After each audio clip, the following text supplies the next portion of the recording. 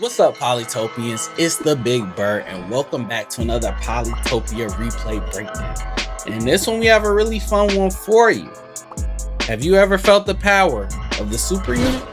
So let's hop right into the game. Spawning on the east side of the map, we have littlekingman, and spawning on the west side of the map, we have Innofunni, who is considered to be one of the top active Polytopia players in the world, and he's also a member of the Big BURR server. Make sure you join. This is a special treat to watch his game. But moving ahead, both BURR players take workshop, of course. Moving out, a 2-warrior open for Innofunni, and littlekingman, he goes for a 3-warrior open. Very interesting. Going ahead, upgrading, getting a workshop. Meanwhile, Innofunni is comfortable staying on 2 warriors, getting that upgrade. Go ahead, level up the capital, taking resources, and then use those extra resources to get a workshop. Most professional players will regard Innofunni's start as a stronger opening, especially on a map of this size. You're not going to need that 3rd warrior this early in the game, but now he already has his capital upgraded past level 3, and then he has his other village with that workshop as well. So his economy is going to be a little stronger, bringing in 8 stars per turn versus 7 of our other BURR player, which doesn't seem like a big difference, but it can make a difference. Each turn he's going to be bringing an extra star. So 2 different opening strategies. We had a 2-warrior opening versus the 3-warrior opening. Are there certain tribes you prefer to do the 2-warrior opening versus the 3-warrior opening with? Certain situations, and I'm curious, drop in the comments, which opening do you prefer? Moving his 3 warriors out, exploring some more of the map. Meanwhile, we have Innofunni expanding as well. He's gonna find his 3rd village at the same time, taking resources at that other village, upgrading, taking more resources, upgrading, and he's gonna go for a explorer. And on a drylands map, that is a very good choice. It's gonna go down to the south, and will it give him a scout? And he does. He catches the edge of the border of Innofunni. He could be pretty much confident that he spawned in this corner, finding that border down here. Innofunni's gonna hop on that ruin, and he's gonna upgrade the center village he just found. He's gonna take an explorer as well, and it's gonna dance around in a circle a little bit, and it's gonna give him a decent scout. At least he sees his opponent. Going ahead, upgrading that center village, and he's gonna go for riding and get 2 riders there. Innofunni gonna upgrade down here, take resources as well, and he also takes organization and goes for archery. Even though this is a mirror matchup, we have 2 different styles, right? Only a 2-warrior opening versus a 3-warrior opening, and now Innofunni takes organization, realizing how much fruit he has, in archery for that defense bonus and the archers versus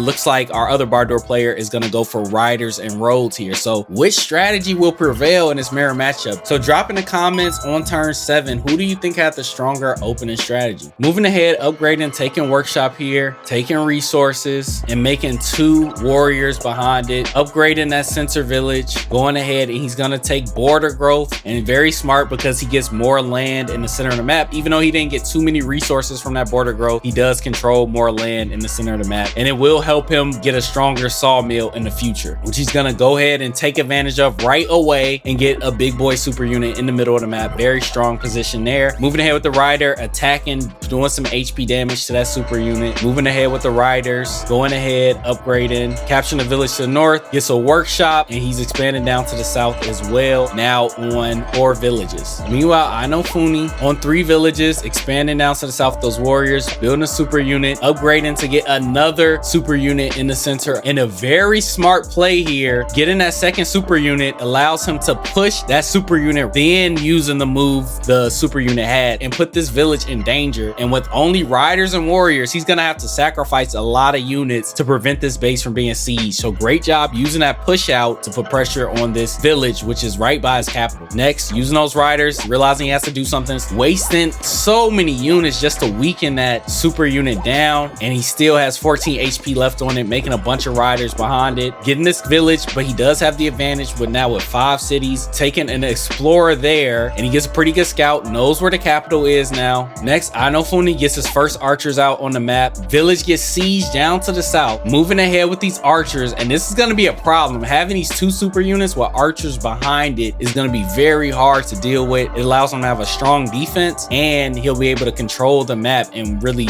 weaken these riders. And he's sieging 2 villages at the same exact time right now. Upgrading, taking an explorer, and he gets a pretty good scout, taking population there, and he's gonna get another super unit, upgrading both villages, moving in, attacking, and finally killing a super unit. But look how weak his army is now. He had to waste so many units just to deal with that one super unit of Innofunni. Attacking, going for resources, upgrading the village to the north, taking more resources, attacking, moving ahead with that super unit again, and he's gonna have to do that all over again. And he has another super unit behind it. And the first big tournament is happening. Make sure you sign up by clicking the link to join the Discord server. The tournament is only available to members of the Big BURR server. If you want to participate, join the Discord server. Go to the announcements channel to sign up for the big tournament. It's going to be fun. It's going to be a lot of action, competitive play, and the winner of the finals gets their replay featured on the Big BURR channel. Plus, we'll have some other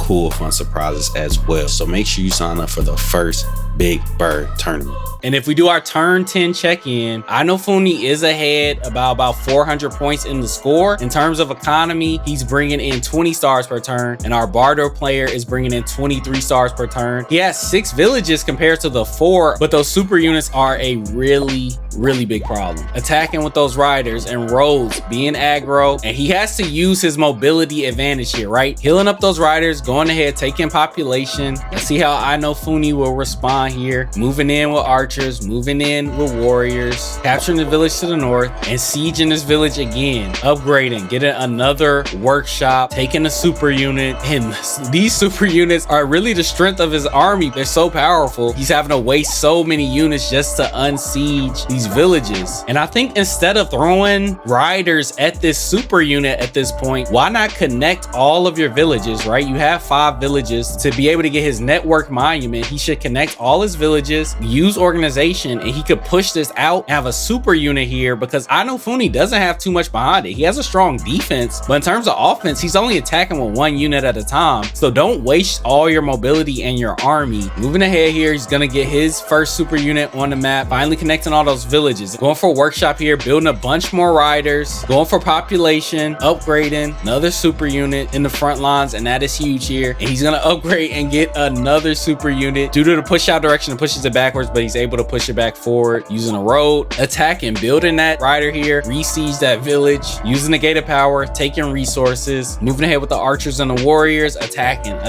cleaning this village out, using those riders, being pesky, weakening those units, going for the super unit, moving forward with these 2 super units down to the south, upgrading, taking border growth, getting all these resources and more space for these lumberyards. Realizing he's on a drylands map, he's making the most and maximizing the potential of all his lumberyards. Look at how high level each of his lumberyards are, and that's what's allowing him to make all these super units and keeping his economy competitive even though he's on less bases. Moving ahead, getting another super unit. He's just spamming super units at him. Just getting this village to the north. He's gonna take a workshop here. Again, wasting so many riders, attacking, wasting a bunch of money, which he could have spent getting mathematics, getting climbing, or getting archery, some different upgrade paths here that could have helped him out a little more. Or maybe even defenders. Next, he's gonna take a city wall here, feeling the pressure of that super unit, and Innofunni's gonna get climbing here, just moving ahead so methodically. Just such a high level of play here, attacking, upgrading, getting another super unit, and so many super units all over the map. He's gonna again throw units at it, and instead of continuing to fight, littlekingman decides to resign there. Maybe a little bit of an early resign. He still has a bunch of resources, he still has a bunch of potential for giants, but I think at this point he was so frustrated he decided to end the game. Littlekingman had the early advantage. He had more cities, he had riders and roads, which is a very strong strategy, but Innofunni didn't panic. He played smart. He used his map position to get these really strong sawmills with a bunch of lumber huts around them to spam a bunch of super units. So this is a good game to show you, 1, the power of super units, and 2, just because you have a set strategy at the start of the game, you need to be able to adapt your strategy based on what your opponent's doing. Even though he had an advantage, stuck with the the riders and roads even though it wasn't working and was not cost effective, and instead of going for a different upgrade path, he ends up